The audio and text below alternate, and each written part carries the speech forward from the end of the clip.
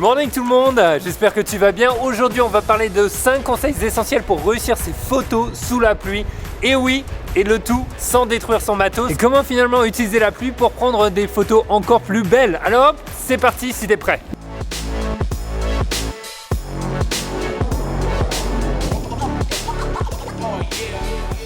Allez hop, bienvenue dans un nouvel épisode. Aujourd'hui on va parler d'un type de shoot que j'adore. Mon nom est Pierre, je suis un photographe d'aventure et de voyage et le créateur de la méthode 30 jours pour des photos pro. Et aujourd'hui je vais partager avec toi comment prendre de belles photos sous la pluie, comment utiliser finalement ce phénomène naturel pour avoir des photos uniques, quelque chose de différent, quelque chose qui peut te faire sortir de ton blocage créatif et bien entendu comment s'assurer de ne pas ruiner son matos quand on va sous la pluie. Quels sont mes conseils en termes de matos quand je shoot sous la pluie, qu'est-ce que j'utilise, tout ça on va en parler. Alors la règle principale c'est que au lieu de rester chez soi quand il fait pas beau, qu'il y a de la neige, qu'il y a du vent, qu'il y a de la tempête, il faut sortir. Tu mets un bon manteau, tu prends un parapluie et tu vas dehors et tu vas commencer à prendre des photos.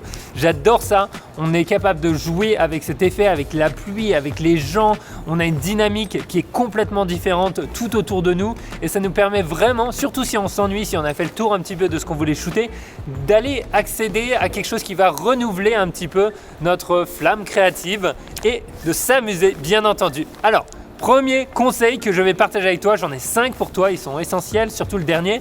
Le premier conseil, ça va être de s'assurer que son boîtier est tropicalisé. Qu'est-ce que ça veut dire? On veut s'assurer que son matos finalement va résister à la pluie, aux éléments, au brouillard, à l'humidité. Ton boîtier peut être tropicalisé, mais ton objectif peut aussi ne pas l'être. Donc il faut s'assurer que les deux soient tropicalisés et ça va t'aider à savoir que tu peux finalement aller un petit peu dans la pluie, avoir quelques gouttelettes un petit peu partout sans craindre trop pour ton matos. Par contre, petite mise en garde, tropicalisé ne veut pas dire étanche, c'est-à-dire que tu peux pas non plus te prendre une mousson sur ton appareil en pensant que tout ira bien. J'ai des amis, ils ont essayé et ça n'a pas trop marché à moins que tu aies un DX et encore il y a des failles. Donc fais attention, tropicalisé n'est pas égal à étanche. Pour que ce soit bien étanche ou pour justement aller plus loin, j'ai des conseils pour toi dans mon conseil. Comment rendre son matériel étanche? Et oui, comment s'assurer qu'on ne va pas avoir de problème sous la pluie? Première chose à faire, mettre du scotch entre la bague d'adaptation qui est entre l'objectif et l'appareil pour éviter que l'eau s'infiltre entre les deux et aille dans l'électronique. Ensuite, la partie hot shoe finalement qui est cette petite prise qu'on a au-dessus pour le flash. Si tu n'as pas de couverture, mets un bout de scotch aussi pour éviter que les contacts soient mouillés. Parce que quand les contacts sont mouillés, par exemple sur mon Sony, il va toujours me dire qu'il y a une erreur. Ça pose pas de problème pour shooter, mais c'est un petit peu désagréable et surtout, tu peux avoir des problèmes un petit peu plus graves par la suite. Donc, il vaut mieux faire attention. Ensuite, que peux-tu faire? Tu peux utiliser un sac étanche pour appareil photo. Alors, ça peut être un truc très simple, un petit sac en plastique finalement avec une ouverture qui va se mettre autour de l'appareil, qui va te permettre de le maintenir au sec quand tu shootes dehors. C'est pas fait pour aller sous l'eau, c'est juste fait pour shooter quand il y a de la pluie, quand les éléments sont un petit peu difficiles ou même de la neige. Ensuite, je peux te conseiller aussi d'utiliser un parapluie. Ça, c'est vraiment ce qu'il y a de plus simple. Tu prends un parapluie et puis tu restes sous ton parapluie en prenant des photos. Ça reste très agréable, c'est facile de voir ce que tu fais, alors qu'avec les sacs, des fois, on ne voit pas tout le temps. Ensuite, vraiment low budget, c'est utiliser un sac plastique normal et tu vas finalement le scotcher vers l'avant de ton appareil, peut-être avec un filtre UV pas cher que tu vas venir visser pour avoir ton sac plastique.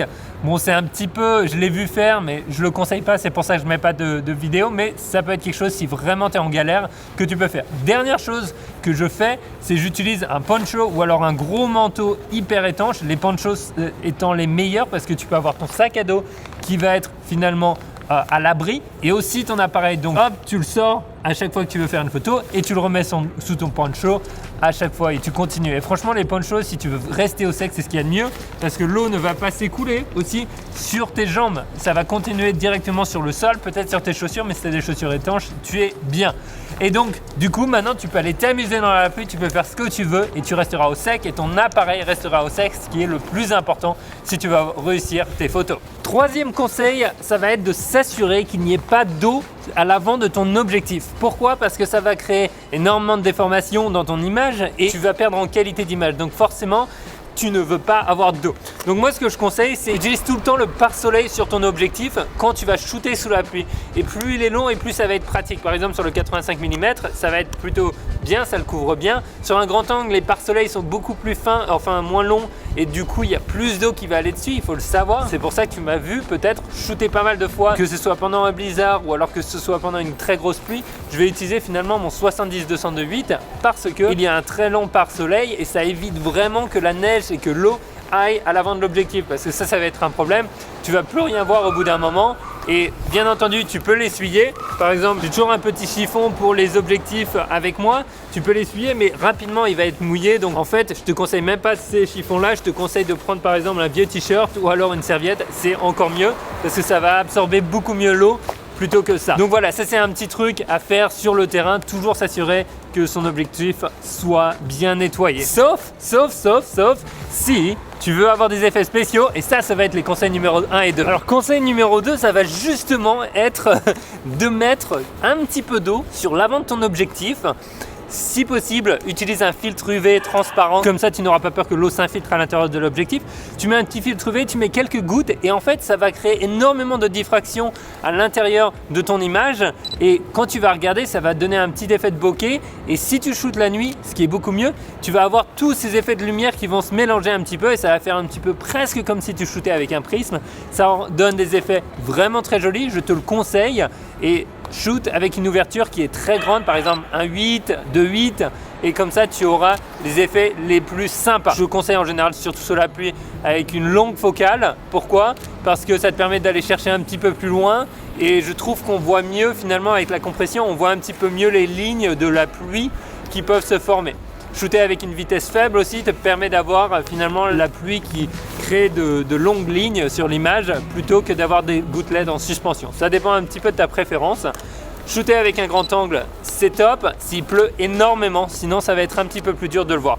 Donc voilà, tu mets quelques gouttes à l'avant, ça te crée des effets vraiment sympas. Ou alors si tu veux, si tu as un parapluie transparent, tu peux shooter à travers ton parapluie pour avoir le même type d'effet. C'est toujours quelque chose qui peut rajouter dans ton image un petit cachet spécial qui va te permettre de te démarquer un petit peu des autres et surtout de bien t'amuser. Alors dernier conseil et dernière technique, c'est d'utiliser la réflexion qui est créée par les surfaces mouillées. Qu'est-ce que ça veut dire? Simplement, tu vas avoir de l'eau partout, que ce soit au sol, que ce soit sur les voitures, et ça va permettre finalement de créer cet effet miroir où toutes les petites lumières vont se refléter sur la route mouillée. C'est beaucoup plus agréable de shooter par exemple dans une ville et surtout la nuit avec une route mouillée que quand la route est sèche. Alors pourquoi? Parce que ça rajoute une deuxième dimension, voire troisième dimension. Tu multiplies le nombre de lumières et de sources lumineuses que tu peux voir dans ton image, et c'est vraiment un gros avantage. Je te conseille vraiment d'aller shooter la nuit quand il pleut et tu verras, tu auras des effets vraiment très